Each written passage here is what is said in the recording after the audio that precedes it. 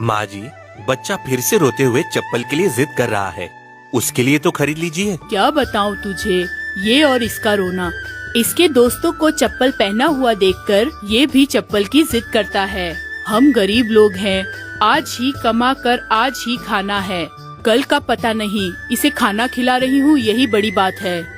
माँ जी, इनका दाम 2 आना है, आपको 1 आने में दे दूंगा। आपको चाहिए तो ले लो। कल इसका दाम 4 आना बताया था और आज 1 आना बता रहे हो, ये कैसे? ये बच्चा खुश रहे इसलिए दे रहा हूँ माँ जी, ले लो। मुझे सिर्फ 1 आना ही देना, बस। फिर वह माँ जी हरी को 1 आना देकर उससे चप्पल लेकर चली जाती है। फिर हरी भी उस बच्चे को खुश देखकर बहुत खुश हो जाता है और गिरी से मिलने के लिए चला जाता है। तभी गिरी वहाँ बैठा होता है। क्या रे, 6 जोड़ी चप्पल बेचने के लिए इतना समय? मुझे यहाँ आए हुए 1 घंटा हो गया है। मैंने 6 जोड़ी चप्पल 20 आने में बेचे हैं। पिताजी के कहने से 8 आना ज्यादा कमाया है। तूने कितने में बेचे? मैंने 6 जोड़ी चप्पल 11 आने में बेचे। पिताजी के कहने के अनुसार 1 आना कम लाया हूँ। मुझे पता था तू ऐसे ही करेगा, इसलिए तुझे कहा था मेरे साथ मत आ। ठीक है, अब पिताजी को क्या जवाब देगा वो सोच। फिर वो दोनों घर आने के बाद पिताजी को सारी बात बताते हैं। तब पिताजी कहते हैं, तूने फिर से ज्यादा पैसे में क्यों बेचा गिरी? तुझे मना किया था ना, फिर क्यों किया ऐसा तूने? पिताजी, मुझे व्यापार कैसा करना है पता है। आप जो भी कहो मैं यही करूँगा। हमें पैसा ज्यादा आया है वो देखना चाहिए। मैं पैसे ज्यादा कमा कर आया तो मुझे गले लगाने की बजाय आप मुझे डांट रहे हो। अगर तू ऐसा करेगा तो आगे जाकर तुझे पता चलेगा। आगे से तेरी मर्जी। और क्या हरी, 6 जोड़ी चप्पल में 1 आना कम में बेचने की क्या जरूरत थी? अगर वो नहीं खरीद सकते तो कोई बात नहीं, ऐसा हमारा नुकसान करके नहीं बेचना। उस बच्चे को रोते हुए नहीं देख पाया इसलिए दे आया, बस इतना ही और कुछ नहीं। सोचा उस चप्पल को लेकर वो बच्चा खुश हो जाएगा। 1 आने के बारे में मैं सोचता तो उसकी खुशी नहीं देख पाता। जो कहना था मुझे मैंने कह दिया, आगे से तुम्हारी मर्जी। अब तुम्हारे खुद के पैरों पर खड़े रहने का समय आ गया है। वैसे ही कुछ दिन बीत जाने के बाद चिंतया गुजर जाता है। फिर हरी और गिरी अपनी अपनी चप्पलें बनाकर गांव में जाकर बेचते हैं। गिरी पैसों के लालच में सही तरीकों से चप्पलों की सिलाई न करते हुए 6 जोड़ी की जगह 10 जोड़ी चप्पल बनाने लगा। हरी, अब हम बड़े हो चुके हैं, आज से अपना रास्ता अपना। मैं हूँ कि रोज 10 जोड़ी तैयार करता हूँ और तू है कि सिर्फ 6 जोड़ी तैयार करता है। मैं इस घर में रहने की सोच रहा हूँ, चाहे तो तू पास में घर बना ले। मैं भी यहाँ नहीं रह सकता, आसपास में घर बना लूंगा। लेकिन गिरी, तू हर रोज 10 जोड़ी चप्पल बनाने के चक्कर में कच्ची सिलाई की चप्पल बना रहा है, ये अच्छा नहीं है। मुझे वो सब मत समझा, आज से तू अपने रास्ते और मैं मेरे रास्ते। ऐसे वह दोनों अलग हो जाते हैं। हरी पास में ही एक छोटा सा घर बांधकर उसका काम वहीं शुरू करने लगता है।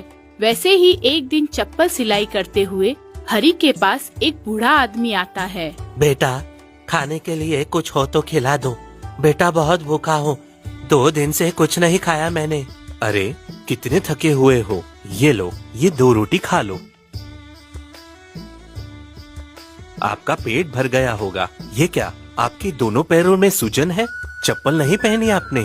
खाने के लिए खाना नहीं, चप्पल कहाँ से खरीदूं बेटा? कुछ हफ्ते कुछ महीनों से इधर उधर घूम रहा हूँ, इसलिए पैर ऐसे हो गए। क्या करूँ बेटा? दादाजी, इतना दुखी होने की जरूरत नहीं है। ये चप्पल ले लो, ये पैसे भी ले लो। जब भी भूख लगे मेरे पास आ जाना, मैं खाना खिलाऊंगा, ठीक है ना? बेटा तुम कितने अच्छे इंसान हो, हमेशा खुश रहो। वैसे ही मुश्किल में आए हुए लोगों को हरी उनकी जरूरत के अनुसार मदद करते हुए अपना काम किया करता था। एक दिन एक साधु हरी से आकर कहता है, बेटा हरी, कैसे हो? नमस्कार, कौन हो आप? मैंने आपको पहचाना नहीं। मेरा नाम आपको कैसे पता? क्या आप मुझे पहले से जानते हो? हाँ, मैं तुझे बहुत अच्छे से जानता हूँ, लेकिन तू मुझे नहीं जानता। किसी की भी शक्ल देखकर वो व्यक्ति को पहचानने की शक्ति है मेरे पास। तूने किए हुए दान और अच्छे कर्म मुझे बहुत पसंद आए। बेटा, तेरे पास पैसे न होकर भी तू इतने बड़े बड़े अच्छे काम करता है। अगर पैसे होंगे तो कितने बड़े काम करेगा। वैसा कुछ नहीं है, मेरे सामने अगर कोई तकलीफ में हो तो मैं देख नहीं पाता। जितना भी मेरे पास हो उसमें से मैं उनकी सहायता कर देता हूँ। मैं जो काम कर रहा हूँ उसमें मैं बहुत खुश हूँ। मैं तुझे एक हीरा देता हूँ। अगर तू इसे बेचेगा तो तेरे पास बहुत पैसे आएंगे। उन पैसों से तू बहुत लोगों की सहायता कर पाएगा और जो तेरी इच्छा है पूरी कर पाएगा। सुख और शांति से रह पाएगा जिंदगी भर। ये ले बेटा, अब मैं जाता हूँ, इसे संभाल कर रखना। आपने जो कहा अच्छा है। मैं अभी चप्पल की सिलाई कर रहा हूँ। मेरे हाथ अच्छे नहीं हैं। आप ही एक कपड़े में रखकर घर के अंदर रख दीजिए। तभी वह साधु अंदर जाकर किसी को न दिखे ऐसी जगह हीरा छुपा कर चला जाता है। कुछ दिन गुजर जाने के बाद गिरी हरि के पास आता है। तब हरि कहता है, क्या गिरी, कैसा है? कैसा चल रहा है तेरा व्यापार? अच्छा चल रहा है ना? दुकान खोली सुना मैंने। नहीं रे, दुकान बंद कर दिया मैंने। मुझसे खरीदना लोगों ने बंद कर दिया है। अगर कोई खरीदता भी है तो 2 दिन बाद वापस आता है और पैसे मांगकर झगड़ा करने लगता है। तूने पैसों की लालच में कच्ची सिलाई वाली चप्पल ज्यादा तैयार की और ऊपर से ज्यादा पैसों में बेचा। बहुत बार समझाने पर भी तूने मेरी बात नहीं सुनी। हरी, तूने जो कहा वो सच है। उस वक्त मैंने तेरी बात नहीं मानी, लेकिन अभी मुझे समझ आ रहा है। जहाँ भी मैं दुकान डालता वहाँ मुझे लोग पहचान लेते और मेरे पास कभी नहीं आते। दुखी मत हो गिरी, तू इधर ही रह, मैं देख लूंगा। मेरे पास से एक बार जो खरीदता है वो दूसरे के पास नहीं जाता, और तो और दूसरे को भी मुझसे ही खरीदने को कहता है। तू चिंता मत कर। फिर दोनों मिलकर एक दूसरे के साथ काम करने लगते हैं। तभी एक दिन हीरा देने वाला साधु घूमकर वापस आता है। क्या हुआ बेटा हरी, तुझे हीरा दिया था ना, उसे बेचता तो बहुत पैसे आते ना। तू अभी तक इधर ही है। मैंने सोचा अब तू बड़े महल में रहता होगा। बाबा, आपने हीरा जहाँ रखा था वहीं पर है। जब से मैंने उसे देखा है तब से उसे बेचकर पैसा कमाने की सोचता हूँ। कभी मैं बिगैर मेहनत किए हुए पैसे देख लूंगा, उस समय से और ज्यादा पैसे कमाने की लालच बढ़ेगी। तभी मैं बड़ी से बड़ी गलती करने में भी पीछे नहीं हटूंगा।